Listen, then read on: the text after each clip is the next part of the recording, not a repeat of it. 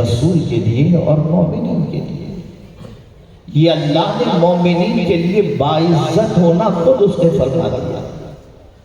پتہ چلا ہمارے اندر کوئی ایسی چیز ہے جس کی بنیاد پر ہم عزت و وقار سے محروم ہیں، اسی کو آج بہت مختصر وقت کے اندر میں سمجھانے کی کوشش کروں گا کہ عروج سے ہم پستی کی طرف کیسے آئے، ترقی سے زوال کی طرف کیسے آئے، کامیابی سے ناکامی کی طرف کیسے آئے۔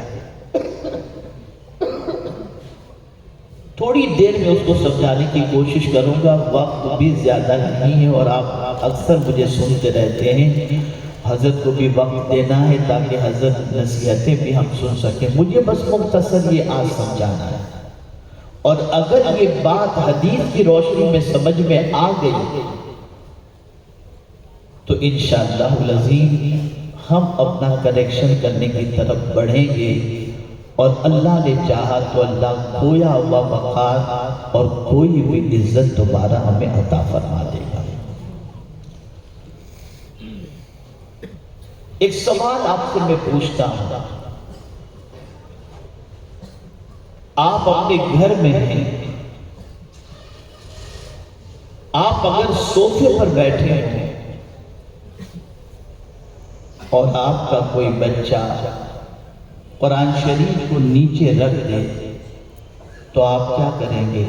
اوپر بیٹھنا خود پسند کریں گے یا قرآن کو اوپر رکھنا پسند کریں گے؟ میں جواب چاہتا ہوں، مجھے جواب عطا فرمائیں۔ بولیے، قرآن کو اوپر رکھنا پسند کریں گے؟ کسی گھر میں بھی جا کر کے آپ دیکھ لیجئے قرآن نیچے نظر نہیں آئے گا۔ قرآن ہر گھر میں کہاں پر ہوگا؟ اوپر ہوتا ہے، اوپر ہوگا، بلندی پر ہوگا۔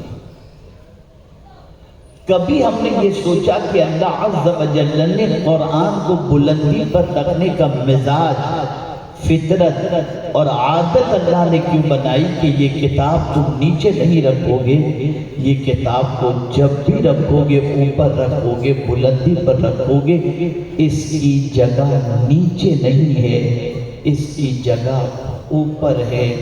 اللہ عز و جل یہ پیغام دے رہا ہے، میرے بندو، جس کتاب کی جگہ میں نے اوپر رکھی تم اسے تھام لو۔ اس کتاب کو تم تھام لو گے تو جہاں یہ کتاب رہے گی تم بھی وہی رہو گے۔ اسی لیے اللہ کے رسول صلی اللہ علیہ وسلم نے فرمایا، ان اللہ یرفع بہذا الکتاب اقواما ویدع بہ آخرین۔ بے شک یہ کتاب،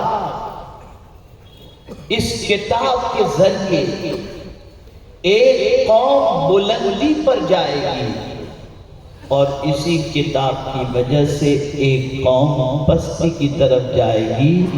محدثین فرماتے ہیں جو اس کتاب کو تھام لے گا یہ کتاب اسے بلندی پر لے جائے گی، اور جو اس کتاب کو چھوڑ دے گا وہ پستی کی طرف چلا جائے گا۔ ہماری پستی کی وجہ قرآن کو چھوڑ دینا ہے، ہماری تباہی کی وجہ قرآن سے لا تعلق ہو جانا ہے، ہماری پسماندگی کا سب سے بڑا سبب اللہ کی اس کتاب سے اپنا تعلق اس حد تک توڑے رکھنا ہے کہ معاذ اللہ بہتوں کو پڑھنا بھی نہیں آتا، اور بہت لوگ پڑھتے بھی ہیں تو ایک سال کا یا کسی کے انتقال کا انتظار کرتے ہیں، تب اسے کھول کر پڑھنے کی طرف توجہ دیتے ہیں۔ آپ یاد رکھیں،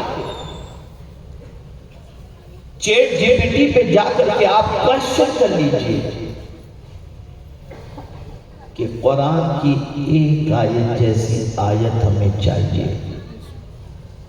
chat G P T, artificial intelligence اتنی ترقی کے باوجود بھی جواب میں یہی لکھے گا، قرآن جیسی آیت کوئی بنانے کی طاقت نہیں رکھتا۔ میں حیران ہوں، یا اللہ، دنیا اتنی ترقی کر گئی، سائنس اور ٹیکنالوجی کا دورہ ہے، لیکن ہمیں اللہ نے ایسی کتاب عطا فرمائی جس کتاب کی ایک آیت جیسی آیت، ایک سورت جیسی سورت بھی دنیا کے سارے سائنٹسٹ مل کر کے بھی بنانے کی طاقت نہیں رکھتے، لیکن اسی کتاب کو اللہ کی کتاب ماننے والا مسلمان آج اس کتاب سے اپنے تعلق کو توڑ کر کے بیٹھا ہے۔ کبھی آپ یہ سوچا اس وقت مور دین 80% پوری دنیا میں پاپولیشن کی پوزیشن یہ ہے ڈپریشن کے شکار، نروس ہے، اپسیٹ ہے، اینگزائٹی کے شکار ہے، دل بیٹھتا چلا جاتا ہے، غمگین نظر آتے ہیں۔ کیا سولیوشن ہے اس کا؟ اس بے چینی اور بے قراری کا سولیوشن کیا ہے؟ تو پڑھیے رسول اعظم صلی اللہ علیہ وسلم کی دعا کو، تو آپ کو پتہ چلے گا کہ اس پرابلم کا سولیوشن کیا ہے۔ حضور صلی اللہ علیہ وسلم صرف اس کتاب کو زمین کے اوپر کے پرابلم کا سولیوشن نہیں بتاتے، بلکہ پیغمبر رحمت صلی اللہ علیہ وسلم اس کتاب کو زمین کے اوپر، زمین کے اندر اور میدان محشر کے بھی پرابلم کا سولیوشن بتاتے ہیں۔ جب زمین کی بات آتی ہے تو حضور صلی اللہ علیہ وسلم اس ڈپریشن سے نکلنے کا سولیوشن اس طریقے سے پیش کرتے ہیں کہ آقا کریم صلی اللہ علیہ وسلم دعا کرتے، اللہم اجعل القرآن ربیع قلبی، اے اللہ اس قرآن کو میرے دل کی بہار بنا دے۔ اور میں پورے چیلنج کے ساتھ کہتا ہوں، اللہ نہ کرے صدبار نہ کرے، کوئی اگر ڈپریشن میں ہے، کوئی اگر اینگزائٹی کا شکار ہے، کسی کو بے قراری لاحق ہے، اسے کسی پکنک اسپاٹ پر جانے کی ضرورت